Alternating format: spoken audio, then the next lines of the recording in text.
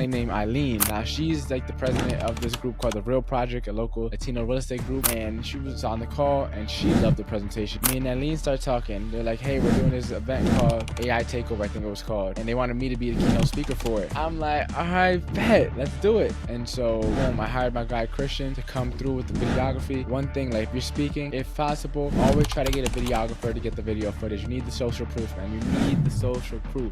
Hey everyone, welcome back to the Walk to Wealth podcast. If you're tuning in on YouTube or any of the podcast directories, make sure to do yourself one teeny tiny little favor and make sure to give us a follow, because I don't want you to miss out on any of the amazing episodes I got coming on this year. Without further ado, let's get right into this one. So to pick up where the story has left off, right? How I got started into public speaking. To pick up where we left off, we were at the point where I just landed my first speaking gig in January of 2023. This was at Podfest Expo down in Orlando. Again, they comped my ticket to attend. I had to pay for my own hotel and my own travel to get there, my own food. But they did comp my ticket. I got to speak in front of 200 people. It was only for 5 minutes, and it was on how to find your ikigai, which is a Japanese concept for like purpose or whatever. And so that was my first talk. Remember, I got that because I just seen it on their website that they were looking for speakers. Got denied for a speaking slot that I wanted, but they had this as an option available, and I took it. So that's how I landed my first in-person gig. Now, fast forward a few months. I think this was in April, maybe May of 2023. I forget when exactly it was because it kind of all just kind of seemed like a blur. But yeah, I think it was like April, May. I remember this group called Latinos of Real Estate, if I'm not mistaken. Either Latinos of Real Estate or the Real Project. And I went to the networking event. It was at a bar, a local brewery here where I live. I was not going to go.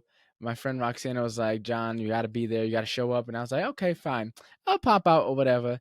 And I ended up going. And there's one guy that I was friends with on Facebook, never met before, but he was dumb cool. And like one thing about me, like when it comes to networking events, I'm not trying to shake everyone's hand. Like there's like I listen to, I let the Holy Spirit guide me. I follow my I feel like my intuition, my gut feeling, and feel like go to where I feel like I'm getting gravitated towards. And that's how I make my connection. I'm not hitting in there trying to shake everybody's hand and get everyone's business cards. And so from there, this guy named is Carnell. So I started talking to Carnell. Me and him, like we were just chopping it up. We were chopping it up, and we were talking for maybe like an hour. Now it was already like maybe 8 o'clock, like closer to the end of the networking event. Me and him are talking, and he was like, "Yo, Jay," like he calls me Jay. Yeah, so he's like, "Yo, Jay, like, mind you, he probably called me John because at the time I said that was our first time meeting, but he was like, yo, Jay, like, I host this weekly call every Friday. I have a team, and every Friday I do like a call to help them help their teams, right, and whatever." And it was like a like training mastermind style call. I would love for you to, come speak to our group. And I'm like, yeah, sure, why not? I'll do a presentation for y'all. Like, when were you thinking? He was like, we tomorrow. And mind you, it's already Thursday evening. It's like 8 or 9 o'clock. And I was like, all right, when do you guys meet? He was like, we meet 9 a.m. every morning. It was like, he wanted me to speak that very next morning in less than 12 hours. Guess what I said? I was like, I bet. Send me the link. Send me the link and I'm there. Right? Boom. So he sends me the link the next day. And this is why I always say, like, stay ready so you don't have to get ready. Like, opportunity does not wait for anyone. When the window of opportunity is open, you only have but so much time to slip through before that joint closed and the opportunity is gone. And so he was like, yo, John, can you teach tomorrow? Yeah, sign me up. I'm there. And so that next morning, I was there and I ended up teaching the class. Body the presentation. The team loved it. He loved it. They all learned, right? Did a great presentation for him. And boom. And then a few months passed. Now, throughout this time, I was going through my friend Brandon's speaker school. I said the first one I went to was in August of 2022, and I went to several more throughout. Right around February of last year, I paid for a TEDx accelerator program. Now this was a lot of money. I think it was like 8,800 for the program, and that like literally I still remember when I made the payments because I had to split it up in two. I didn't have a credit card that had a limit high enough to even pay that in one swipe, and so man, I had to split that into two different payments. And like I still remember like that joint made my stomach sink just paying for it. Still haven't landed a TED Talk, by the way. More on that on probably like the next lesson. I'll cover more of that. But yeah, so I landed that. I was super excited to start getting this public speaking thing going, right? And then from there, fast forward a bit. I said then that's when I actually met with Carnell, and that taught first class. And then they loved the class so much that they actually invited me to teach another class for them. And I was like, all right, bet, dope. All right, let's do it. So I teach another class for him, and I'm teaching these classes for free, right? I taught another class for him for free, and then from there they loved it. Like they had a great time. And on that call, this lady named Eileen. Now she's like the president of this group called the Real Project, a local Latino real estate group. And she was on the call, and she loved the presentation. She was like, "Oh my goodness, this kid's dope, whatever, whatever." And Carnell told me, he was like, "Yo, Jay, like Eileen, like she should be hitting you up," and she started asking about you. And I was like, all right, bet. Next thing you know, Eileen hits me up. Me and Eileen start talking. They're like, hey, we're doing this event called the Real Project Expo. I forget what they called their event, the AI Takeover, I think it was called. And they wanted me to be the keynote speaker for it. I'm like, all right, bet, let's do it. And for that event, I also spoke at that event for free. I reached out to my boy Christian. I was like, yo, I'm speaking at this event, right? Can you record? Like, how much is it? And so, boom, I hired my guy Christian to come through with the videography. One thing, like if you're speaking, if possible, always try to get a videographer to get the video footage. You need the social proof, man. You need the social proof. So I ended up speaking on at that event because she seen me at Carnell's training that I did for him, right? Boom, I kill it. And I was gonna do a keynote, like 20, 30 minutes, if I'm not mistaken. And then from there, do a panel presentation. I was going to be the panel host and going to interview two guys. Now, one of the guys wasn't able to make it. I guess he got stuck in traffic. I forget what happened. And so I'm doing pretty much a panel. There's only one person on the panel. I'm the host, and there's only one other person on the panel. So it ended up just turning into a podcast interview. But guess who has a podcast? Guess who interviews people all the time for, I want to say a living, but like, I'm always interviewing people. So it's like, all right, this is right up my alley. So me and him just start chopping it up, and I'm starting asking him good questions, and we get into like a live podcast interview in front of the whole audience. There's probably like 70 realtors and mortgage lenders and a whole bunch of people in the real estate professional there. And I was like, boom. And that ended up going really great. Now, simultaneously, right around the same time when Eileen hit me up, my friend Mignon, she's a realtor down in Atlanta. So I met Mignon back in 2022 in February when I went to, well, I knew her from the real estate calls that I hop on, but I met her in person at the family reunion I went to. So around the same time that Eileen hit me, actually probably a little bit before, Mignon hit me up and was like, John, like, how can we get you to Atlanta? Like, we gotta have you teach in our office. And so I was like, let's talk about it. Like, what can we do? And so it's like, I was like, if you guys are willing to cover my travel, like, yeah, I'll do it. Like, why not? And so me and Mignon been planning. And then one of the other ladies that would hop on this 9 a.m. call that I sometimes hop on, name is Brenda. Brenda was like, oh, John, you gonna be Atlanta? Well, if you're gonna be Atlanta, then you gotta stop at our market center. I'm like, all right, bet. And then this other lady named Patricia that I know was like, oh, John, you're already speaking. Yeah, you gotta come here too. So then I'm in the talks with Manana help line everything up. And for there, I didn't charge them a speaker fee. I just had them like just cover my travel and like that's it. Just cover my travel. I'll make the rest work. And so they all covered my travel, my hotel stay, my airplane ticket, and then boom. So I ended up flying out. So a month after I taught the AI Takeover event with Eileen in September, it was the middle of September. I flew down to Atlanta to speak out there at 3 different real estate offices. Now I hate the fact that I didn't go and bring a cameraman, so I have pretty much no footage from any of those events or no photographies, no nothing, which was annoying. But hey, you live and you learn, right? You live and you learn. And then um, from there, I spoke in Atlanta in September.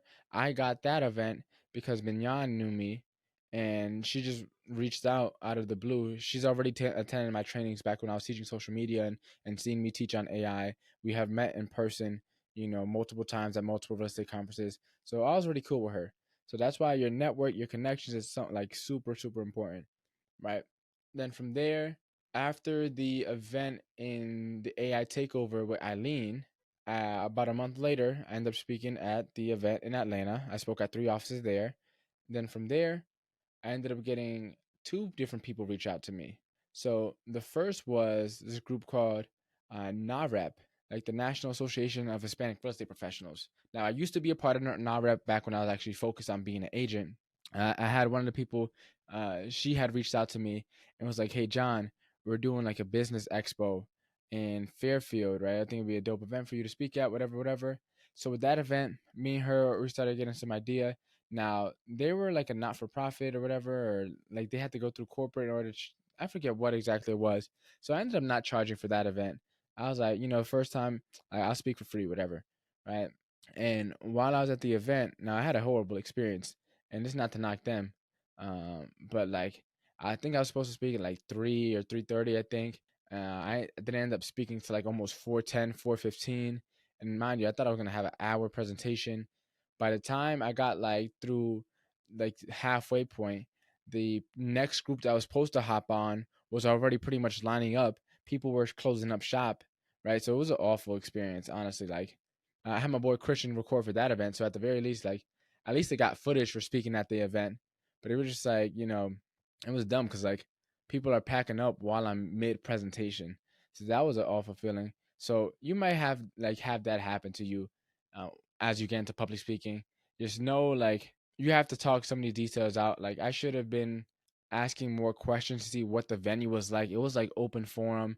Like it was more like a networking event, like trade hall, like exhibit hall type of things with like vendors and sponsors and yeah.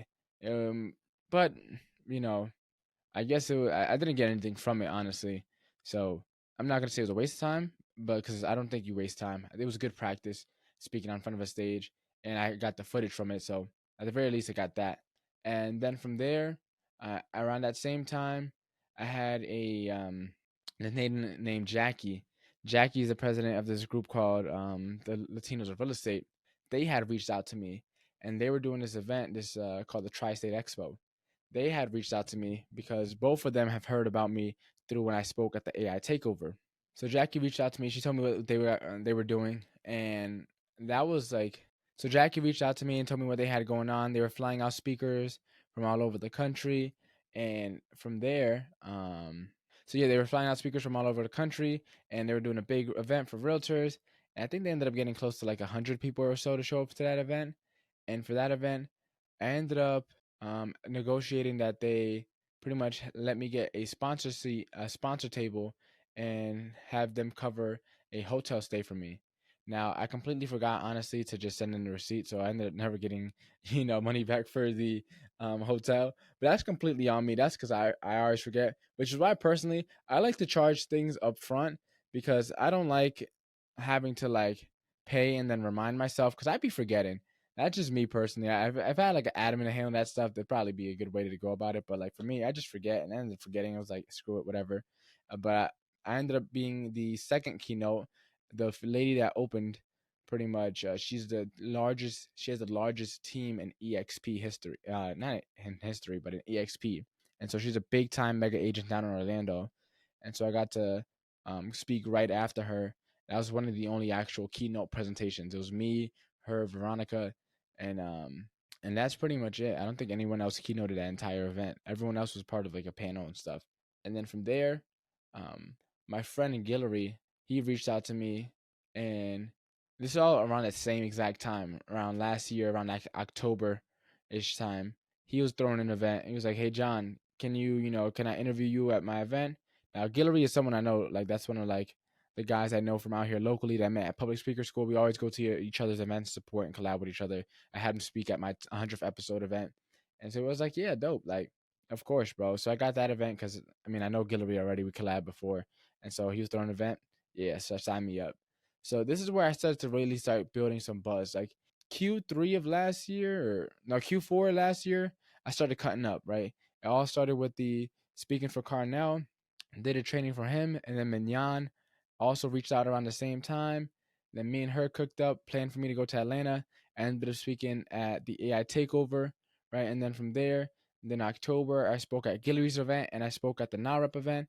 And then in November, I spoke at the the Latinos of Real Estate event, and it all kind of stemmed back from speaking for Carnell. And so, as I said earlier, stay ready so you don't have to get ready, right? And so that's where I really started to get some buzz with public speaking. And now that's pretty much all for this episode. I think this is a good place to end part two. Now, in the next one, I'll share with you how I started really going off with the public speaking and starting to land some more opportunities. So I also was able to speak at a competition that allowed me to be in a training that was instructed by a billionaire, right? I got to be in the same room as a billionaire. So I'll get into that story in the next episode. So that's it for this one. I was rambling a little bit, but overall, um, there was a lot going on at that Q4 of last year, all around the same time. Like I spoke at one event and a couple other people heard, and so I was speaking at multiple events. And it was just like boom, boom, boom, boom, boom, and the ball finally starting to get rolling. And so the next one, I'll bring you guys up to speed to what I got currently going on. And so yeah, so that's it for this lesson. That's it for this episode, and I'll see you in the next one.